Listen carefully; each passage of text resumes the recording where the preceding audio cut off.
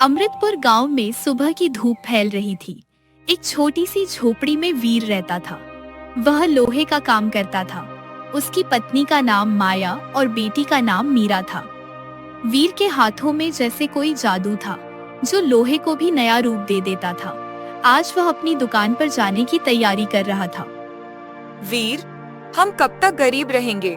आपके हाथों में तो सोना बनाने की ताकत है, फिर भी हमारी कमाई बहुत कम है। माया, भरोसा रखो।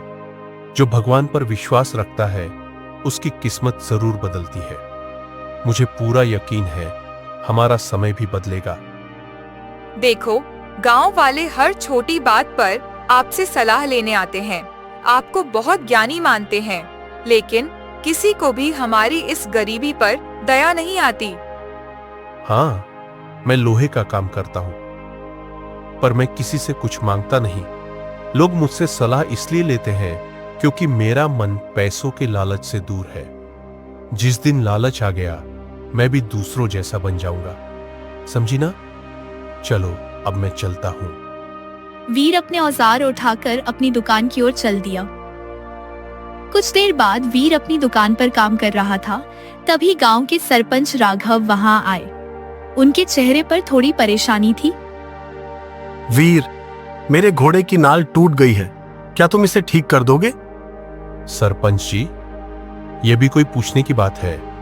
यही तो मेरा काम है। शाम को मैं खुद नाल ठीक करके आपके घर ले आऊंगा, ठीक है ना?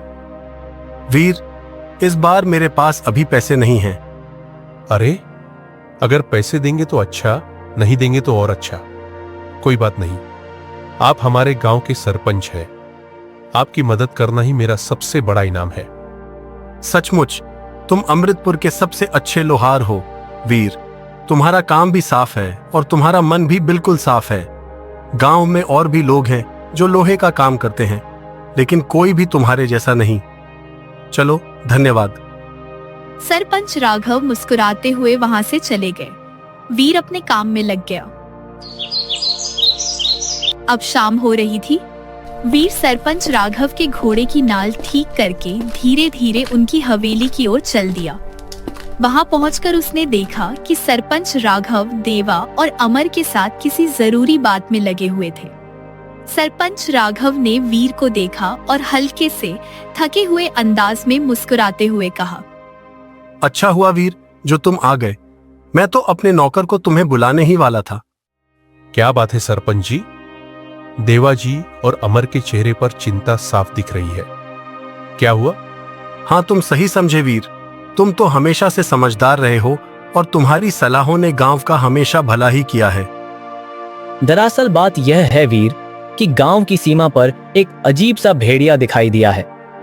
मगर यह कोई मामूली भेड़िया नहीं, यह बहुत बड़ा है। उसकी आंखों में खून की प्यास है और अब तक उसने कई मुसाफिरों को मार डाला है। अब गांव वाले बहुत डरे हुए हैं। कोई भी सफर करने को तैयार नहीं है, इसलिए व्यापार पूरी तरह रुक गया है। हम सोच रहे थे कि हम सब गांव वाले मिलकर इसे मार दें। राजा के दरबार को भी खबर भेजी थी, पर वहां से कोई जवाब नहीं आया। अब हम सबको ही कुछ करना होगा। तो अब तुम बताओ वीर, क्या किया जाए? वीर कुछ देर चुप रहा। उसकी आंखों में गहरी सोच थी। फिर वह शांत लेकिन मजबूत आवाज में बोला, देखो, मुझे लगता है कि हमें थोड़ा और सब्र रखना चाहिए और भगवान से प्रार्थना करनी चाहिए। क्या? ये तुम क्या कह रहे हो? इसका मतलब यह है कि हम कुछ न करें, हाथ पर हाथ धरे बैठे रहें? हाँ सरपंच जी, मैंने सुना है कि वह भेड़िया मामूली भेड़ियों जैसा नहीं है। कहते हैं उसमें चीते जैसी तेजी है और उसके दांत शेर से भी ज्यादा तेज है। अगर हम गांव वाले ऐसे ही बिना सोचे समझे उसकी ओर गए तो हमारी एक छोटी सी गलती हम सबको मार सकती है, और अगर वह गलती हो गई तो वह भेड़िया गांव के अंदर आ जाएगा। फिर हम सबके लिए बच पाना मुश्किल हो जाएगा। एक पल के लिए सब चुप हो गए। हाँ, ये बात तो तुम सही कह रहे हो वीर। अब मुझे भी लगता है कि हमें थोड़ा इंतजार करना चाहिए। तब तक गांव वालों से कह दीजिए सरपंच जी कि कोई भी गांव की सीमा की ओर न जाए। बिल्कुल नहीं। चलिए, नमस्ते। वीर इतना कहकर वहां से चला गया। अगली सुबह जैसे ही वीर की आंख खुली, उसने देखा कि सरपंच राघव उसके घर में खड़ा था। उसके चेहरे पर खुशी थी। सरपंच जी, सुबह सुबह सब ठीक तो है ना? वीर, तुमने जो कल कहा था वह बिल्कुल सही निकला। गांव की सीमा से कुछ शिकारी गुजर रहे थे। उस भेड़िए ने उन पर हमला कर दिया, लेकिन वह शिकारी बहादुर निकले। बहुत मेहनत के बाद उन्होंने उस जादुई भेड़िए को मार डाला। शिकारी ने बताया कि वह भेड़िया मामूली नहीं था। उसे मारने में उनके भी पसीने छूट गए। अगर हम गांव वालों को भेज देते तो शायद कोई भी वापस नहीं आता। वीर, सच में तुम्हारी समझदारी ने हम सबको बचा लिया है। चलो भाई, बहुत बहुत धन्यवाद। अब मैं चलता हूं। इतना कहकर सरपंच राघव वहां से चले गए। वीर अपने औजारों के साथ दुकान पर चला गया। वह हाथ में एक टेढ़े मेढ़े लोहे के टुकड़े को पकड़कर हथौड़े से उस पर बार बार चोट करने लगा। तभी वहां गांव का जवान लड़का करण आया। वीर, मेरे घोड़े की नाल टेढ़ी हो गई है, इसे अभी ठीक कर दो। हाँ, कुछ देर में कर दूंगा। घोड़े की नाल यहां छोड़ दो, मैं बना दूंगा। अरे नहीं नहीं नहीं, यह नाल मुझे अभी चाहिए। मैं इसकी मुंह मांगी कीमत दूंगा। वीर का हथौड़ा हवा में ही रुक गया। वह चौंक कर कर्ण की ओर देखने लगा। उसकी नजरें धीरे धीरे उस नाल पर टिक गईं। कुछ पल बाद वह नाल को हाथ में लेकर ध्यान से देखने लगा। तुम व्यापार के लिए गांव से बाहर रहते हो ना? हाँ, यह तो पूरा गांव जानता है, लेकिन तुम क्यों पूछ रहे हो? क्योंकि मैं लोहे का काम करता हूं और लोहे को बहुत अच्छे से पहचानता हूं। ये जो नाल तुम लेकर आए हो, ये मामूली नाल नहीं है। ये चंद्रपुर नाम के राज्य में बनाई जाती है, खास तौर पर वहां के राजा भैरव के फौजी घोड़े के लिए। और तुम जानते हो ना, सूर्यगढ़ नाम के राज्य और चंद्रपुर में कितनी पुरानी दुश्मनी है। राजा प्रताप और राजा भैरव एक दूसरे के दुश्मन हैं और दोनों राज्यों के लोगों का एक दूसरे की सीमा में आना जाना मना है। तो फिर कर्ण, यह नाल तुम्हारे पास कैसे आई? कर्ण अचानक घबरा गया। उसका चेहरा पीला पड़ गया। अपने काम से काम रखो वीर, फालतू की बात मत करो। तभी वहां सरपंच राघव आ पहुंचे। अरे क्या हो गया? तुम्हारे चेहरे पर इतना गुस्सा क्यों है? सरपंच जी, कर्ण झूठ बोल रहा है। कहता है कि यह व्यापार के लिए बाहर जाता है, लेकिन सच्चाई यह है कि यह आदमी चंद्रपुर के राजा भैरव का जासूस है। अरे, वीर ने मुझे पहचान लिया, लेकिन अगर राजा प्रताप को पता चल गया तो वह तो मुझे और मेरे परिवार को मार डालेगा। सरपंच राघव चुप रहे, फिर वीर की तरफ देखकर बोले, वीर, बताओ तुम क्या सलाह देते हो?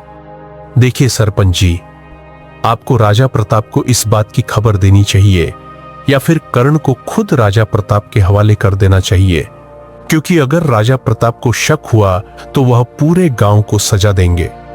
सरपंच राघव थोड़ी देर सोचते हुए बोले, तुम्हारी बात बिल्कुल सही है, लेकिन मैं ऐसा नहीं कर सकता।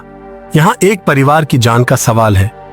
मैं ये राज अपने दिल में रखूंगा, कर्ण से एक वादा लेकर कि अब वह कोई जासूसी नहीं करेगा। कुछ दिन ऐसे ही बीत गए। गांव शांत लग रहा था।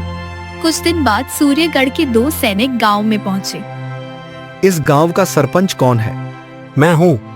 क्या तुम कर्ण को जानते हो? हाँ हाँ हाँ, वह हमारे गांव का ही है। वह क्या करता है, यह बताओ। वह एक व्यापारी है। लगता है कि सरपंच भी इस सब में शामिल है। सरपंच, कर्ण को पकड़ कर लाओ। कुछ ही पलों में कर्ण को पकड़कर लाया गया। वह बहुत घबराया हुआ था। बेवकूफ कहीं के, तुम सरपंच होकर एक गद्दार का साथ दे रहे हो। हमें खबर मिली है कि कर्ण चंद्रपुर को जरूरी राज भेज रहा था और अब हमें शक है कि तुम भी इसमें शामिल हो। तभी वहां वीर दौड़ता हुआ आया। रुको, देखो सरपंच जी का इसमें कोई गलती नहीं है। हाँ, यह बात सही है कि हमें पता चल गया था कि कर्ण जासूस है, लेकिन उसने हमसे वादा किया था कि अब वह गद्दारी नहीं करेगा। सरपंच जी ने चुप रहना इसलिए चुना था ताकि उसका परिवार बच जाए। बस झूठे बहाने हैं यह। राजद्रोह की सजा मौत है, मौत। इस समय कर्ण को माफ नहीं किया जा सकता। तुरंत ही कर्ण को वहीं मार दिया गया। यह पूरा गांव गद्दार है। आग लगा दो गांव में, लगा दो आग। दोनों सैनिकों ने गांव में आग लगा दी। चारों ओर भगदड़ मच गई, चीखें गूंजने लगी। सरपंच राघव और वीर को पकड़ लिया गया। अब तुम दोनों राजा प्रताप के सामने पेश किए जाओगे। देखते हैं उसके फैसले से कौन बचता है। कुछ देर बाद दोनों सैनिकों ने लोहे का काम करने वाले वीर और गांव के सरपंच राघव को राजा के दरबार में लाकर खड़ा कर दिया। महाराज, यह दोनों जानते थे कि कर्ण आपके राज्य की जासूसी कर रहा था, फिर भी इन्होंने आपको कुछ नहीं बताया। हमने इन्हें इसी जुर्म में पकड़ा है और आपके सामने लाया है महाराज। तुम्हें कैसे पता चला कि यह दोनों कर्ण की सच्चाई पहले से जानते थे? महाराज, यह इन्होंने खुद बताया था और सरपंच ने कर्ण के परिवार को बचाने के लिए यह बात छिपा ली। राजा प्रताप कुछ पल चुप रहे, फिर गहरी नजर से वीर की ओर देखकर बोले, अजीब बात है वीर, तुम्हें पता था कि सच बोलना तुम्हें मौत तक ले जा सकता है, फिर भी तुमने सच नहीं छोड़ा। महाराज, मेरा विश्वास है कि चाहे हालात कैसे भी हों, झूठ की उम्र कम होती है। सच मुश्किल होता है, पर जीत उसी की होती है। लेकिन तुम्हारा यही सच आज तुम्हें मेरे सामने अपराधी बनाकर खड़ा कर रहा है। महाराज, अगर सब्र हो तो सच कभी बोझ नहीं बनता। वह तो आत्मा की शोभा होता है और एक दिन यही सच किस्मत को भी बदल देता है। इसे अपने विश्वास पर बहुत घमंड है ना? ठीक है सैनिकों, इसे उठाओ और जेल में डाल दो।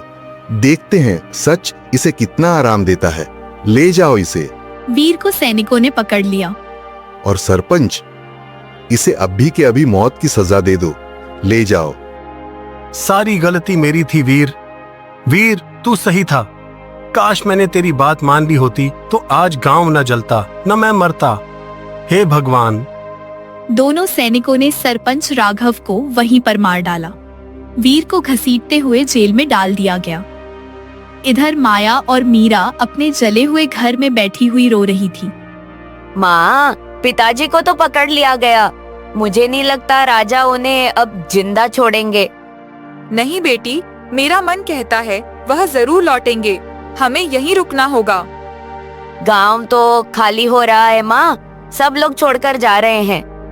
कुछ गांव वाले अब भी रुके हैं और जब तक उम्मीद है हम भी रुकेंगे। इधर जेल के अंधेरे कोने में वीर सलाखों के पीछे सोच में डूबा था। तभी एक भारी आवाज उसके कानों में गूंजी। तुम यहाँ कैसे आए? जादुई साधु,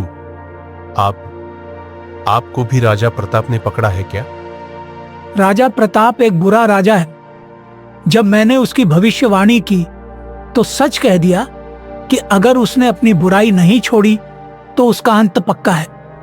ओह, तो आपने भी सच कहा और जेल में आ गए। मैंने भी वही किया। खैर, मुझे कोई पछतावा नहीं जादुई साधु, सिर्फ गांव की बर्बादी और सरपंच की मौत का दुख है मुझे। जादुई साधु तुरंत वीर का हाथ पकड़कर उसे गौर से देखता हुआ बोला, तुम लोहे का काम करते हो, लेकिन तुम्हारे हाथों की रेखाएं बता रही हैं तुम एक दिन सबसे बड़े राजा बनोगे। सबसे बड़े राजा? अरे मैं तो एक मामूली लोहे का काम करने वाला हूं जादुई साधु। कहां इतने बड़े बड़े सपने दिखा रहे हो आप? पर तुम्हारे काम मामूली नहीं हैं और यही काम तुम्हें वहां तक पहुंचाएंगे जहां से सच राज करेगा। मैंने जो कहा वह सिर्फ भविष्यवाणी नहीं, किस्मत है। तुम सबसे बड़े राजा बनोगे। ये रेखाएं झूठ नहीं बोलती। वीर। एक सैनिक हांफता हुआ अंदर आया। अरे अरे, तुम दोनों जल्दी से यहाँ से निकलो, पीछे के दरवाजे से भाग जाओ। अरे भाग जाओ, भाग जाओ। अरे लेकिन हुआ क्या सैनिक? ये अचानक भाग जाओ क्यों? राजा भैरव, चंद्रपुर का बुरा राजा, उसने सूर्यगढ़ पर हमला किया और राजा प्रताप मारे जा चुके हैं और अब भैरव खुद गद्दी पर बैठ गया है। उसने हुक्म दिया है कि सारे कैदियों को मार दिया जाए। राजा प्रताप मारे गए? हाँ। और अब अगर तुम यहां रहे तो भैरव की तलवार तुम पर भी चलेगी। मेरी बात मानो तो तुम इस राज्य को ही छोड़ दो। अरे भाग जाओ। मेरी बात याद रखना वीर, तुम्हें किस्मत तुम्हारी मंजिल तक जरूर ले जाएगी। मैं कभी झूठ नहीं बोलता। तुम्हारे हाथों में सबसे बड़े राजा बनना लिखा है। जादुई साधु तेजी से अंधेरे में गायब हो गया। वीर धीरे धीरे जेल से बाहर निकल गया। अमृतपुर गांव के पास टूटी फूटी जली झोपड़ी के सामने उसकी पत्नी माया और बेटी मीरा बैठी थी। वीर को देखकर माया दौड़कर उसके पास आई। मुझे विश्वास था आप जरूर लौटेंगे। हाँ माया, लेकिन अब वक्त नहीं रहा। हमें तुरंत यह गांव छोड़ना होगा। चलो। पिताजी, लेकिन क्यों? क्या हुआ? देखो, राजा प्रताप मारा गया और अब राजा भैरव राज कर रहा है, और वह और भी बुरा है। अगर किसी को पता चल गया कि मैं जेल में था तो वह हमें भी नहीं छोड़ेगा। तो क्या हम भाग जाएंगे पिताजी? क्या ऐसा कोई राज्य नहीं जहां हम चैन से रह सकें? वीर की आंखें भर आईं। हमें चलना होगा अभी। कुछ घंटों बाद वीर, माया और मीरा धीरे धीरे घने जंगल का राजा नाम के जंगल के अंदर चले जा रहे थे। पिताजी, और कितना चलना होगा? मुझे बहुत प्यास लगी है। बेटी, चिंता मत करो। यह जंगल का राज किसी न किसी राज्य की सीमा में लगे होंगे। मैं वहां जाकर फिर से लोहे का काम करूंगा। मैं अपने परिवार को भूखा नहीं मरने दूंगा। चिंता मत करो। मुझे नहीं लगता हम जिंदा जंगल से बाहर निकल पाएंगे। तभी वीर को एक चमकती हुई झील दिखाई दी, जिसका पानी चांदी जैसा चमक रहा था। वहां झील है, तुम लोग पानी पी लो। चलो। मीरा झुककर पानी पीने लगी। तभी दो मुखौटा पहने लोग वहां आए। हम दोनों डाकू हैं। कौन हो तुम? मेरा नाम वीर है। मैं लोहे का काम करता हूं और यह मेरी पत्नी माया और मेरी बेटी मीरा है। दूसरे डाकू ने कुछ बोले बिना एक जादुई शक्ति से वीर के सिर पर हमला कर दिया। वीर जमीन पर गिर गया। पहले डाकू ने माया को धक्का दिया। कौन हो तुम और ऐसा क्यों कर रहे हो? अरे कहा ना, हम डाकू हैं। अब हम तेरी बेटी को अपने ठिकाने पर ले जा रहे हैं। नहीं नहीं नहीं, तुम उसे हाथ भी नहीं लगा सकते। छोड़ो उसे, छोड़ो। चिंता मत कर, हम कोई गलत काम नहीं करेंगे, समझा? हमें बस एक औरत चाहिए जो खाना बना सके। दोनों मीरा को घसीटते हुए ले गए। वीर ने उन्हें रोकने की कोशिश की, लेकिन वह बेहोश हो गया। कुछ देर बाद वीर की आंख खुली तो उसने देखा माया पास में रो रही थी। माया, मीरा कहाँ है? कहाँ है मेरी बेटी? उन्होंने मीरा को उठा लिया। पर वीर, हमने किसी का बुरा नहीं किया। भगवान हमारे साथ बुरा नहीं होने देंगे। तुम देखना। माया खूब रोने लगी। अगर उन्होंने मेरी बच्ची के साथ कुछ कर दिया तो? नहीं नहीं नहीं, मैं अपनी बेटी को जरूर ढूंढ निकालूंगा। हाँ, चलो चलो चलो। अब एक एक पल जरूरी है। चलो। वीर और माया पागलों की तरह अपनी बेटी मीरा को ढूंढने लगे। वीर और माया थक चुके थे, लेकिन उनकी आंखों में केवल एक चिंता थी, अपनी बेटी को ढूंढने की। वह पेड़ों के बीच से गुजरते रहे। तब अचानक वीर की नजर एक पेड़ के नीचे बैठे आदमी पर पड़ी। वह अच्छा खाना खा रहा था और उसके कपड़े बहुत सुंदर और कीमती थे। देखो माया, वहां कोई आदमी बैठा है। चलो उससे पूछते हैं, शायद कुछ मदद मिल जाए। दोनों उसके पास पहुंचे। वीर और माया को देखकर व्यापारी मुस्कुराते हुए बोला, अरे तुम दोनों कौन हो और इस घने जंगल का राज्य में क्या कर रहे हो? मैं लोहे का काम करता हूँ और यह मेरी पत्नी माया है। हम अपनी बेटी को ढूंढने के लिए निकले हैं। ओह हो, पर ऐसा क्या हो गया? वीर ने सारी बात उसे विस्तार से बताई। कैसे डाकुओं ने उसकी बेटी को उठाया और वह कुछ नहीं कर पाया। उसकी आंखों में गुस्सा और बेबसी दोनों दिख रही थी। मैंने बहुत कोशिश की, लेकिन चोट लगने के कारण मैं बेहोश हो गया और वह अचानक आए और हमारी बेटी को उठा ले गए। पता नहीं उसके साथ क्या कर रहे होंगे, कहां ले गए होंगे उसको। व्यापारी कुछ पल तक सोच में डूब गया, फिर गहरी सांस लेते हुए बोला, हाँ समझ गया। वैसे मैंने इस इलाके के डाकुओं के बारे में तो सुना है। वह बहुत नियम से चलते हैं, औरतों का बहुत इज्जत करते हैं। अगर उन्होंने कहा है कि तुम्हारी बेटी को सिर्फ खाना बनाने के लिए ले जाया गया है तो वह ऐसा ही करेंगे।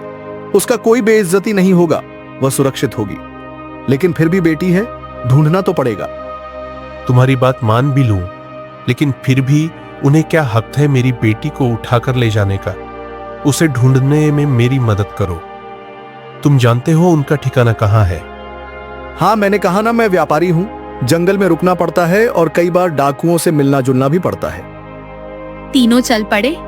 वह रास्ता घना और लंबा था। माया की चाल धीमी पड़ती जा रही थी, लेकिन वह कुछ नहीं बोली।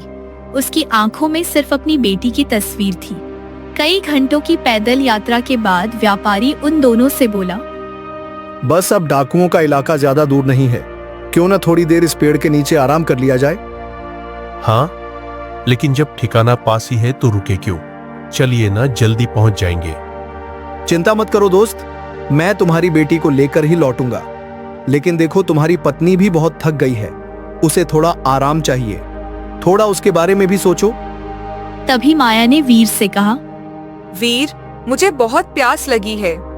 अरे मैं भी कितना पागल हूँ, जहां से हम चले थे वहीं पास में तो झील थी, वहीं से पानी भर लेते। यहां से दाहिनी ओर एक झील है, तुम वहां से पानी ले आओ। वीर माया की ओर देखने लगा। अरे चिंता मत करो, तुम्हारी पत्नी मेरी बहन की तरह है, वह सुरक्षित है। मैं उसका पूरा ध्यान रखूंगा, ठीक है ना? जाओ जाओ, आराम से पानी लेकर आओ। वीर व्यापारी की बातों में आकर पानी लाने चला गया।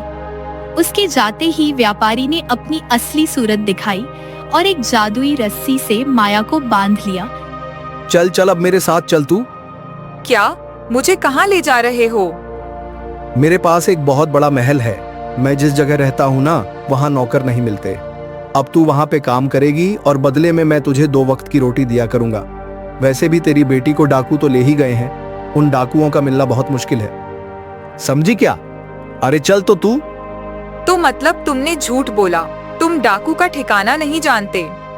हाँ तो सच बोला, आधा झूठ बोला। अब सुन, आधा सच ये है कि सच में इस इलाके के डाकू औरतों का इज्जत करते हैं। तेरी बेटी उन डाकुओं के हाथों में सुरक्षित है। और आधा झूठ ये है कि मेरा उन डाकुओं से कोई रिश्ता नहीं। मैं ना ही उन डाकुओं का ठिकाना जानता हूं और ना ही मैं उनसे मिला हूं। और तेरा पति एक सीधा साधा लोहे का काम करने वाला है, कुछ समझ ही नहीं पाया। अब चल, वरना मैं तेरे पति को मार दूंगा। चल। डर और लाचारी में वह चलने को मजबूर हो गया। कुछ समय बाद जब वीर पानी लेकर लौटा तो उसकी पत्नी वहां नहीं थी। उसने इधर उधर देखा, आवाजें लगाई, लेकिन कुछ नहीं मिला। माया, माया, तो यह भी एक धोखा था। भगवान, यह क्या हो गया मेरे साथ? मेरी बेटी डाकुओं के पास, मेरी पत्नी उस व्यापारी ने धोखे से ले ली मुझसे और मैं अकेला रह गया। क्या यही सजा है सच्चे इंसान की? क्या यही इनाम है ईमानदारी का? क्या है ये? वह पेड़ के नीचे बैठ गया और खूब रोने लगा। वह एक टूटा हुआ इंसान था जिसके पास अब कुछ नहीं बचा था। हे भगवान, सब कुछ तो छिन गया। पत्नी, बेटी, जिंदगी, गांव, सब कुछ तो छिन गया। अब तो यह जिंदगी ही बेकार लग रही है भगवान। तभी वहां वही जादुई साधु एक चमकती हुई रोशनी में दिखाई दिया। आप यहाँ, आप तो जेल में मिले थे ना मुझसे। वीर, तू कोई मामूली आदमी नहीं है। तेरी किस्मत में सबसे बड़े राजा बनना लिखा है, लेकिन यह तभी होगा जब तू सब्र रखेगा। तेरी पत्नी और बेटी तुझे फिर से मिलेंगे, जंगल में नहीं, यहाँ इस दिशा में बढ़। वक्त तेरा इंतजार कर रहा है, जल्दी से जा। इतना कहकर जादुई साधु हवा में गायब हो गया। वीर चुपचाप आगे की ओर बढ़ गया। वीर ने लंबा सफर किया और एक बहुत बड़े राज्य के दरवाजे पर पहुंचा, जहां उसकी किस्मत बदलने वाली थी। भाई साहब, ये कौन सा राज्य है? तुम नहीं जानते, यह रत्नगढ़ नाम का राज्य है। बहुत बड़ा है, कई छोटे छोटे राज्य इसके अंडर आते हैं। लेकिन यहाँ इतना सन्नाटा क्यों है? राजा विक्रम बीमार हैं। लड़ाई में किसी ने उन पर अजीब लोहे के हथियार से हमला किया था। जख्म कभी भर नहीं पाया। अब हर डॉक्टर हार मान चुका है। क्या किसी को नहीं पता कि उस पर हमला किस हथियार से किया गया था? अब राजा हर लोहे का काम करने वाले को बुलवाता है, पर जो जवाब न दे पाए उसे मार देता है।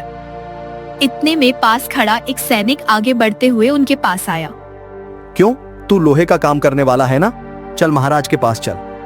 वीर कुछ कह नहीं पाया, उसका चेहरा उदास था। सैनिक उसे राजा के महल की ओर ले गया। कमरे में केवल राजा विक्रम था, जख्मी, थका हुआ और गुस्से में। जैसे ही वीर अंदर गया, राजा चौंक गया। तुम बाहर कैसे आए? महाराज, ये लोहे का काम करने वाला है। ये बता सकता है कि किस हथियार से आप पर हमला हुआ था। राजा चुपचाप अपना जख्म दिखाने लगा। महाराज, ये कोई मामूली लोहा नहीं है। ये ज्वालामुखी की राख और पत्थर से बना है। इस हथियार से कोई भी हमला कभी न भरने वाला जख्म छोड़ता है। इसका इलाज नहीं है महाराज। अरे ले जाओ, इसे जेल में डाल दो और सुबह इसे मार देना। बंद कर दो इसे, इस अंधेरी कोठरी में ले जाओ। वीर को धक्का मारकर अंदर फेंका गया। वहां पहले से एक लाश पड़ी थी। वीर जैसे ही पास गया, रुक गया। लाश बिल्कुल उसके जैसी थी। हाँ, यह कैसे हो सकता है? अचानक रंग बिरंगी रोशनी चमकने लगी। वही जादुई साधु दिखाई दिया। उसका चेहरा गंभीर था। यह मरा हुआ आदमी राजा विक्रम का छोटा भाई है, आदित्य। कई सालों से यहाँ बंद है। कोई नहीं जानता इस राज को सिवाय राजगुरु विदुर के, लेकिन वह भी अब मरने वाले हैं। और हैरानी की बात यह है कि राजा विक्रम के छोटे भाई को केवल राजगुरु विदुर और राजा विक्रम ही पहचानते हैं, क्योंकि राजा विक्रम ने कुछ समय पहले ही इस राज्य के राजा को मारकर इस राज्य पर कब्जा कर लिया था। अब मेरी बात ध्यान से सुनो। जब सैनिक तुम्हारे पास आएंगे, तब वह उस समय तुम्हें राजा विक्रम का छोटा भाई समझेंगे और तुम्हें उनसे यही कहना है, समझे? हाँ, लेकिन जादुई साधु, यह तो झूठ होगा। झूठ नहीं, किस्मत है। यही राज्य तुम्हारा होगा। चुपचाप चुप रहो, सच मत बताओ, नहीं तो यह राज्य फिर किसी और बुरे राजा के हाथों में चला जाएगा। जादुई साधु के हाथों से तेज रोशनी निकलने लगी। जादुई साधु गायब हो गया। राजा विक्रम मर चुका था। सैनिकों में हलचल थी।